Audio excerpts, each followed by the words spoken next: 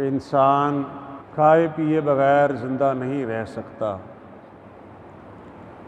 اور اس کے کھانے پینے سے یہ بات بھی معلوم ہوتی ہے کہ یہ کھلانے والے کا محتاج بھی ہے۔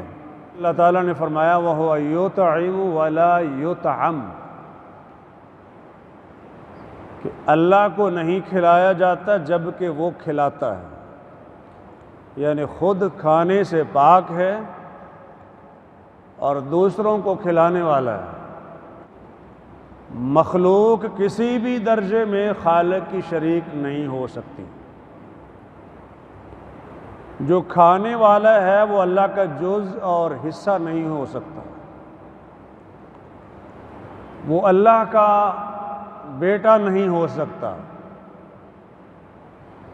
اور اسی لیے اللہ تعالیٰ نے یہ بات بیان فرمائی حضرت عیسیٰ علیہ السلام کے بارے میں اور ان کی والدہ مریم صدیقہ کے بارے میں، کانا یأکلان الطعام، وہ دونوں کھانا کھاتے تھے۔ کیا مطلب اس کا؟ کہ وہ الہ نہیں ہو سکتے، معبود نہیں ہیں، اللہ کا جز نہیں ہے، اللہ کا حصہ نہیں ہے، اللہ کی اولاد نہیں ہے۔ دلیل کیا ہے؟ دلیل یہ ہے کہ وہ کھانا کھاتے تھے۔ عیسیٰ علیہ السلام اللہ کے بیٹے ہوتے تو کھانے سے پاک ہوتے، حضرت مریم سلام اللہ علیہ اللہ کا جز ہوتی تو وہ بھی کھانے سے پاک ہوتی۔ تو کھانا کھانا یا کوئی مشروب پینا یہ نبیوں رسولوں کی شان اور عظمت کے خلاف نہیں ہے، بلکہ اس بات کی دلیل ہے کہ وہ اللہ کے پیارے تو ہیں لیکن اللہ کے شریک یا اللہ کا جز اور حصہ نہیں۔ اس لیے جب مشرکین مکہ نے نبی علیہ السلام پر اعتراض کیا ما لہذا الرسول یأکل الطعام ویمشی فی الاسواق، یہ کیسا رسول ہے جو کھانا کھاتا ہے اور بازاروں میں چلتا ہے، یعنی کاروبار کرتا ہے۔ ان کا خیال یہ تھا کہ رسول کو ان چیزوں سے کیا کام ہونا چاہیے، رسول کو تو کوئی کام نہیں کرنا چاہیے اور نہ اس کو کھانا پینا چاہیے۔ اس کا جواب اللہ تعالیٰ نے اسی صورت میں سورۃ الفرقان میں دیا کہ جن نبیوں رسولوں کو تم مانتے ہو ان کی شان یہ ہے کہ لَيَأْكُلُونَ الطَّعَامَ وَيَمْشُونَ فِي الْأَسْوَاقِ، وہ بھی کھانا کھاتے تھے اور بازاروں میں چلتے تھے، یعنی ضروریات زندگی کے لیے بازار بھی جاتے تھے، تجارت بھی کرتے تھے۔ تو ان کو تو تم نے مان لیا، تو اس آخری نبی کو ماننے میں کیا رکاوٹ ہے؟ ان پر کیا اعتراض ہے تمہارا کہ یہ کھانا کھاتا ہے اور کاروبار کرتا ہے؟ اصل جو بات میں عرض کرنا چاہتا ہوں کہ اللہ تعالیٰ نے نبیوں رسولوں کو اور ایمان والوں کو بلکہ تمام انسانوں کو حکم دیا ہے کہ کھانا پینا جو ان کی ضرورت ہے وہ حلال ہونا چاہیے، لقمہ حلال کا ہونا چاہیے، اور اس کی بڑی برکات ہیں۔ اور جو رزق حرام کی نحوستیں ہیں وہ انشاءاللہ پھر میں کبھی عرض کروں گا، چونکہ وقت مختصر ہوتا ہے اس لیے صرف ایک ہی پوائنٹ ذکر کر سکتا ہوں۔ اللہ تعالیٰ نے تمام رسولوں کو مخاطب کر کے فرمایا یا ایھا الرسل کلوا من الطیبات واعملوا صالحا، پاکیزہ چیزوں میں سے کھاؤ اور نیک اعمال کرو، انی بما تعملون علیم، جو تم عمل کرتے ہو میں ان کا پورا پورا علم رکھتا ہوں۔ تو اللہ تعالیٰ نے رسولوں سے فرمایا کہ پاکیزہ چیزیں کھاؤ، اور ساتھ یہ فرمایا کہ نیک اعمال کرو۔ یہاں پر نیک اعمال کا تذکرہ دو مفہوم رکھتا ہے۔ اگر رزق حلال کھاؤ گے تو نیک اعمال کی توفیق ملے گی۔ دوسرا لنک یہ ہے کہ اگر تم رزق حلال طیبات پاکیزہ چیزیں کھاؤ گے تو تمہارے اعمال اللہ کی بارگاہ میں قبول ہوں گے۔ اس لیے کہ اللہ پاک ہے اور پاک چیزوں کو ہی قبول کرتا ہے۔ جس آدمی کا رزق حلال نہ ہو اس کا عمل قبول نہیں ہوتا، اس کی دعا قبول نہیں ہوتی، اس کی نماز قبول نہیں ہوتی، اس کے دیگر نیک اعمال قبول نہیں ہوتی۔ یہ سیدھی سی بات ہے۔ تو فرمایا کہ رزق حلال کھاؤ اور نیک اعمال کرو۔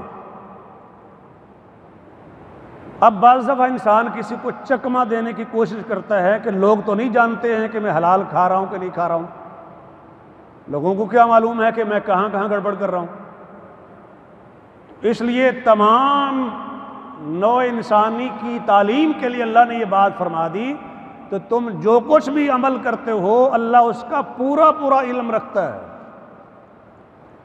لوگوں کے پاس تمہاری فائل ہو یا نہ ہو، ان کے پاس تمہاری ویڈیو ہو یا نہ ہو، ان کے پاس تمہارا ریکارڈ ہو یا نہ ہو، تمہارے حرام کمانے کی انفارمیشن ان کے پاس ہو یا نہ ہو، اللہ کے پاس ضرور ہے، وہ سب جانتا ہے۔ کچھ آیات وہ ہیں جن میں اللہ تعالیٰ نے سابقہ امتوں کا ذکر کیا ہے، یعنی یہ نہیں ہے کہ صرف ہمیں ہی کہا جا رہا ہے کہ رزق حلال کھاؤ، پہلی امتوں کو بھی اللہ تعالیٰ یہی حکم دیتے رہے ہیں۔ نبیوں کا ذکر تو ابھی آپ نے سنا، وہ سورۃ مومنون کی آیت ہے جو ابھی میں نے آپ کے سامنے پیش کی تھی، 51 نمبر آیت ہے، جس میں کہا رسولو رزق حلال کھاؤ، پاکیزہ چیزیں کھاؤ۔ تو اس کا معنی یہ ہے کہ وہ رسولوں کو حکم دی جا رہا تو ان کی امتوں کے لیے بھی وہی حکم ہے، اور علیحدہ سے اللہ نے امتوں کا بھی ذکر کیا ہے، جیسے کہ بنی اسرائیل کا ذکر آپ نے سن رکھا ہے کہ اللہ تعالیٰ نے ان کے بارے میں فرمایا کہ ہم نے ان کے اوپر من اور سلوہ کو نازل کیا، کُلُوا مِن طَیِّبَاتِ مَا رَزَقْنَاکُمْ، وہ جو پاکیزہ چیزیں ہم نے آپ کو عطا فرمائی ہیں ان میں سے کھاؤ، پاکیزہ رزق کھاؤ جو ہم نے تمہیں عطا فرمایا ہے۔ تو یہ من سلوہ سے زیادہ پاکیزہ اور کیا ہو سکتا ہے؟ جو ڈائریکٹ اللہ کی طرف سے نازل ہو رہا ہے اور اس میں کوئی ملاوٹ نہیں، گویا کہ وہ مبارک کھانا ہے جو اللہ کی طرف سے ڈائریکٹ اتر رہا تھا۔ باقی وہ الگ تفصیل ہے کہ وہ تنگ آگے کہ ہمیں لہسن پیاز چاہیے، انسان بعض دفعہ تنگ آ جاتا ہے ایک کھانا بار بار کھا کر، لیکن جب اس کی برکت کو سمجھتا ہو تو پھر وہ تنگ نہیں آتا۔ جیسے میں نے ایک خطبے میں ذکر کیا تھا کہ نبی علیہ السلام نے 100 اونٹ قربان کیے اور 100 اونٹوں کا گوشت مکس کر کے اکٹھا پکایا اور پھر وہ شوربہ پیا اور وہ گوشت کھایا جو مکس پکا ہوا تھا 100 اونٹوں کا ایک ہی ہنڈیا میں، اس لیے کہ قربانی کا گوشت مبارک کھانا ہے، وہ شوربہ مبارک ہے، برکت والا ہے۔ دوسری آیت بھی اسی سے ملتی جلتی ہے، وہ سورۃ طٰہٰ کی ہے، ابھی جو آیت پیش کی وہ سورۃ الاعراف کی ہے، اور اس میں یہ کہا کہ وَلَا تَطْغَوْا فِيهِ، رزق میں سرکشی نہ کرو، جو سرکشی کرے گا اس پر میرا غضب نازل ہوگا، اور جس پر میرا غضب نازل ہوگا فقد ہوا، وہ تو مارا گیا، اس کے پلے کچھ نہیں رہے گا پھر۔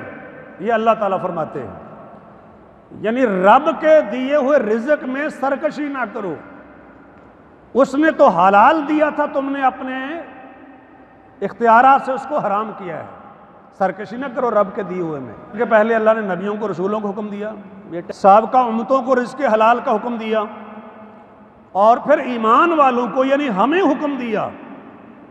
وہ چند آیات سن لیں، وقت جتنا ہے اس کے مطابق۔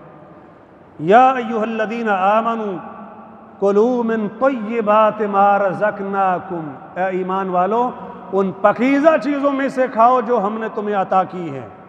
واشکروا للہ ان کنتم ایاہ تعبدون، اگر تم خالص اللہ کی عبادت کرتے ہو تو اللہ کا شکر بھی ادا کرو۔ یعنی اس نے تمہیں رزق دیا اور تم نے اپنے ارادے اور اختیار سے حلال ذرائع سے کمایا، وہ اللہ کا فضل اور احسان تھا۔ اب جب اللہ کی نعمت کو آپ نے استعمال کر لیا ہے تو محسن کا شکر بھی ادا کرو۔ جو محسن حقیقی ہے اس کے سپاس مند بھی ہوں آپ. فرمایا اگر خالص اللہ کی بندگی کرنے والے ہو تو تمہارے ذمے ہے کہ اللہ کا شکر ادا کرو جس نے تمہیں یہ پاکیزہ رزق عطا فرمایا ہے. یہ ایمان والے پوچھتے ہیں کہ کیا چیزیں ان کے لیے حلال ہیں؟ تو فرمایا کیا نبی فرماؤ احل لکم الطیبات، ورس نمبر 4 ہے سورۃ المائدہ، کہ تمہارے لیے پاکیزہ چیزیں حلال کی گئی ہیں. تو رزق کا حلال ہونا بھی ضروری ہے اور پاکیزہ ہونا بھی ضروری ہے. بعض دفعہ ایک چیز حلال تو ہوتی ہے لیکن نجس ہو چکی ہوتی ہے، اس میں نجاست آ چکی ہوتی ہے، وہ بوسیدہ ہو چکی ہوتی ہے.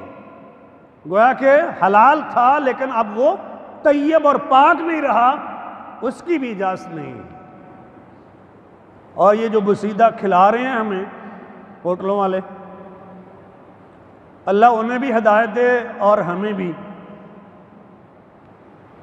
کہ جو چیزیں بوسیدہ ہو جائیں، سمیل چھوڑ جائیں، وہ طیب نہیں رہتی. اللہ فرماتے ہیں حلال طیب کھاؤ. پھر کہا کہ شکار حلال ہے تمہارے لیے. وہ بیان کرنے کے بعد آیت کے آخر میں کہا فَكُلُوا مِمَّا أَمْسَكْنَا عَلَيْكُمْ، وہ جانور جن کی آپ نے ٹریننگ کی ہوئی ہے، سدائے ہوئے جانور ہیں، شکاری درندے ہیں یا پرے برڈز ہیں، جن کو تم شکار سکھاتے ہو اور وہ شکار کو پکڑ کر تمہارے لیے روک رکھتے ہیں، اس میں سے خود نہیں کھاتے ہیں تمہاری پرمیشن کے بغیر. تو اس کا معنی یہ ہے کہ وہ ٹرینڈ ہے.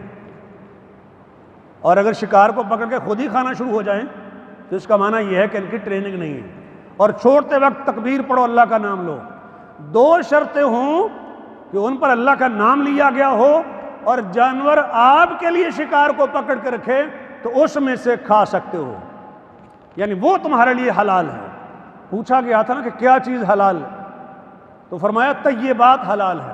اس کا معنی یہ ہے کہ اگر کوئی نجس جانور بھی شکار کو پکڑ لے تو اس کا پکڑا ہوا شکار طیب ہی رہتا ہے. توجہ کیجیے گا، نقطے کی بات ہے، وہ طیب ہی رہتا ہے، وہ پاکیزہ ہی رہتا ہے. اور اگر کتے کے پکڑنے کی وجہ سے نجس ہو جائے تو پھر تو بات ختم ہوگی. اللہ فرماتے ہیں پاکیزہ چیزیں حلال ہیں اور شکار تمہارے لیے حلال ہے. تو گویا کہ اللہ کی مہربانی ہے نا، اللہ نے اجازت دے دی، آسانی پیدا فرما دی امت محمدی علی صاحب الصلاۃ والسلام پر. پھر یہ کہا کہ اے ایمان والو، ان پاکیزہ چیزوں کو اپنے اوپر حرام نہ کرو جو اللہ نے تمہارے لیے حلال کی ہیں. سرکشی نہ کرو، سرکشی کرنے والوں کو اللہ پسند نہیں کرتا، سرکشی کرنے والوں کو اللہ دوست نہیں رکھتا. سورۃ المائدہ اور اگلی آیت میں فرمایا وَقُلُوا مِمَّا رَزَقَكُمُ اللَّهُ حَلَالًا طَيِّبًا، اور ان چیزوں میں سے کھاؤ جو اللہ نے تمہیں حلال پاکیزہ عطا فرمائی ہے. وَاتَّقُوا اللَّهَ الَّذِي أَنْتُمْ بِهِ مُؤْمِنُونَ، اس اللہ سے ڈرو جس پر تم ایمان رکھنے والے ہو. مطلب یہ کہ حلال و حرام میں بھی آپ نے تقوی کو مد نظر رکھنا ہے. ایسی چیز جو آپ کے لیے حرام تھی لیکن لوگوں کو نہیں معلوم تھا کہ یہ حرام ہے. مثلا ایک جانور تھا، وہ مر رہا تھا. جب وہ مر رہا تھا اسی دوران میں آپ نے اس پر تکبیر کہہ دی، یعنی اس کو ذبح کر لیا، لیکن اس کی کوئی ایکسٹرا موومنٹ نہیں ہوئی ذبح کرتے وقت. تو اس کا معنی یہ ہے کہ وہ ڈیڈ تھا، یعنی مردار کی ڈیفینیشن میں آئے گا وہ. اب یہ آپ کو معلوم ہے کہ وہ مر چکا تھا، باقی لوگوں کو تو علم نہیں ہے نا. آپ کہتے ہیں میں نے تو اس کو ذبح کیا ہے، تکبیر پڑھی ہے اس کے اوپر، اللہ کے نام پر اس کو ذبح کیا ہے. اب یہ جو باریک فرق ہے، اگرچہ آج کل ایسے میتھڈ آگے ہیں، ٹیسٹنگ ہو جاتی ہے کہ یہ جانور جب ذبح کیا گیا تھا ڈیڈ تھا یا زندہ تھا، تو وہ تو آج کی بات ہے نا. لیکن صدیوں پہلے اللہ نے یہ بات بیان فرما دی، اللہ کا تقوی اختیار کرو، اللہ جلد حساب لینے والا ہے. اب یہ معاملہ تمہارے درمیان ہے اور اللہ کے درمیان ہے. تمہیں پتہ ہے یا اللہ کو پتہ ہے کہ حرام ہے، لوگوں سے تو چھپا سکتے ہو. بھئی آپ کی دکان پر جو گوشت لینے آ رہا ہے وہ پہلے ٹیسٹ تو نہیں کروا رہا کہ یہ مرا ہوا ذبح کیا آپ نے یا زندہ کیا تھا. ہاں، نارملی نہیں ہوتا یہ. اس لیے وہاں پر پھر تقوی، اللہ کا خوف کہ جس کے دربار میں پیش ہونا، اور قرآن نے کہا کہ جس پر تمہارا ایمان ہے. المائدہ کی ابتدائی آیات میں کہی اور یہی 7ویں پارے کے اندر یہ بات اللہ نے بیان فرمائی، تقوی، اللہ کا خوف اور ڈر۔ ایک اور چیز اللہ تعالیٰ نے فرمائی سورۃ اعراف میں کہ جو پاکیزہ چیزیں اللہ نے تمہارے لیے حلال کی ہیں، قل من حرم زینۃ اللہ التی اخرج لعبادہ والطیبات من الرزق، اس زینت کو کس نے حرام کیا ہے؟ جو اللہ نے اپنے بندوں کے لیے پیدا کی ہے۔ اور ان پاکیزہ چیزوں کو کس نے حرام قرار دیا ہے؟ جو اللہ نے اپنے بندوں کے لیے حلال کی ہے۔ جب اللہ نے ایک چیز حلال کی ہے اور پاک بنائی ہے تو کسی کے پاس اتھارٹی نہیں ہے کہ وہ کہے کہ یہ جائز نہیں ہے یا میرے اوپر حرام ہے یا خود اپنے اوپر حرام قرار دے لے۔ یہ اتھارٹی کسی کے پاس نہیں ہے، یہ اتھارٹی صرف اللہ کے پاس ہے، یا پھر اللہ کے نمائندے اللہ کے رسول کے پاس ہے جو وحی سے بولتا ہے کہ یہ حلال ہے، یہ حرام ہے۔ وحی کے بغیر یہ کام نہیں ہو سکتا، وحی کے بغیر یہ کام نہیں ہو سکتا۔ حلال ہے تو وحی سے پتہ چلے گا، حرام ہے تو وہ بھی اللہ کی وحی سے اور اس کے اصولوں سے پتہ چلے گا۔ فرمایا فَكُلُوا مِمَّا غَنِمْتُمْ حَلَالًا طَيِّبًا، وہ مال غنیمت جو تمہیں ملا ہے وہ حلال پاکیزہ ہے، اس میں سے کھاؤ۔ وَاتَّقُوا اللَّهَ، اللہ کا تقوی اختیار کرو۔ ان اللہ غفور الرحیم، یقیناً اللہ تعالیٰ بہت بخشنے والا بڑا مہربان ہے۔ یہ سورۃ انفال میں فرمایا فَكُلُوا مِمَّا رَزَقَكُمُ اللَّهُ حَلَالًا طَيِّبًا، ان میں سے کھاؤ جو اللہ نے تمہیں حلال پاکیزہ چیزیں عطا کی ہیں۔ وَاشْكُرُوا نِعْمَتَ اللَّهِ، اللہ کی نعمتوں کا شکر ادا کرو۔ ان کنتم ایاہ تعبدون، اگر تم صرف اس کی عبادت کرنے والے ہو۔ لَيَأْكُلُوا مِن ثَمَرِ، سورۃ یاسین، اللہ کے دیے ہوئے پھل میں سے، رزق میں سے کھاؤ۔ وَمَا عَمِلَتْهُ أَيْدِيهِمْ، یہ رزق ان کے ہاتھوں نے نہیں بنایا، یہ درخت ان کے ہاتھوں نے نہیں بنائے ہیں، یہ پھل ان کے ہاتھوں نے نہیں بنائے ہیں، یہ اللہ نے بنائے ہیں، یہ رزق اللہ نے پیدا کیا ہے۔ وَمَا عَمِلَتْهُ أَيْدِيهِمْ أَفَلَا يَشْكُرُونَ، تو پھر بھی وہ شکر ادا نہیں کرتے ہیں۔ رزق اللہ نے بنایا، یہ پھل اللہ نے بنائے، یہ سب کچھ اس نے عطا فرمایا، تو پھر بھی یہ لوگ شکر گزار نہیں ہوتے۔ یا تو بتائیں نا کہ یہ رزق اللہ نے نہیں کسی اور نے بنایا ہے، خالق وہ نہیں ہے کوئی اور ہے۔ تو جب خالق اکیلا ہے تو اس کا شکر ادا کرنا چاہیے، جو روزی رساں ہے، رزق عطا فرمانے والا ہے۔ سورۃ الکہف میں اللہ نے اصحاب کہف کا ذکر کیا ہے۔ وہ کچھ نوجوان تھے جو دقیانوس بادشاہ کے زمانے میں اپنا ایمان بچانے کے لیے نکل کھڑے ہوئے تھے، ایمان بچانے کے لیے۔ ایمان کی بھی فکر ہونی چاہیے نا، باقی چیزوں کی بھی فکر، لیکن سب سے پہلے جو سب سے اہم چیز ہے مومن کے لیے اس کا ایمان ہے۔ لمبا واقعہ، بڑا ایمان افروز واقعہ ہے، اس کی تفصیل بھی کبھی میں عرض کروں گا۔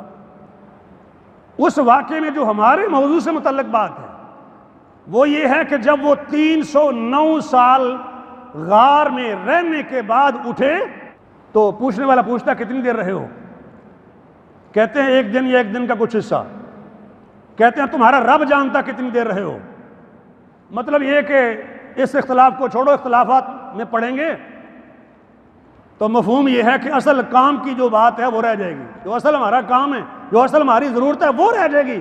اگر اسی چکر میں پڑے رہے کہ کتنی دیر سو رہے ہو، بس گزر گئی وہ بات، ہو چکی، جتنی دیر بھی رہے ہیں اللہ جانتا ہے۔ فَابْعَثُوا أَحَدَكُمْ بِوَرِقِكُمْ هَٰذِهِ إِلَى الْمَدِينَةِ فَلْيَنظُرْ أَيُّهَا أَزْكَىٰ طَعَامًا فَلْيَأْتِكُمْ بِرِزْقٍ مِّنْهُ وَلْيَتَلَطَّفْ، قرآن کا نصف، وَلْيَتَلَطَّفْ وَلَا يُشْعِرَنَّ بِكُمْ أَحَدًا، اپنے میں سے کسی ایک کو بھیجو شہر میں، مدینہ شہر میں بھیجو، پیسے دے کر، ورق نقدی دے کر بھیجو، اور شہر کے اندر جو پاکیزہ ترین کھانا ہے تمہارے لیے اس میں سے وہ رزق لے آئے۔ اللہ کے ولی ہے نا، مومنین ہے نا، ایمان کی فکر کرنے والے ہیں نا، جن کو اپنے ایمان کی فکر ہے انہیں اپنے رزق حلال کی بھی فکر ہے۔ ہمارے ہاں کیا ہے؟ ایمان کی فکر ہے تو رزق حلال کی فکر نہیں ہے، اور کچھ وہ ملیں گے آپ کو جن کو رزق حلال کی فکر ہے اور ایمان کا پتہ ہی نہیں ہے کہ ایمانیات کیا ہیں، کس حالت میں ایمان قائم رہتا ہے اور کب ایمان کینسل ہو جاتا ہے، علم ہی نہیں ہے۔ کتنے مسلمان ہیں جن کو نواقض اسلام کا علم ہے؟ نواقض اسلام یعنی وہ اعمال جن سے انسان کا ایمان کینسل ہو جاتا ہے، آدمی اسلام سے خارج ہو جاتا ہے۔ ایسے 7-8 اعمال ہیں جن کی وجہ سے مسلمان اسلام سے خارج ہو جاتا ہے، لیکن کتنے مسلمان ہیں جن کو ان نواقض اسلام کا علم ہے؟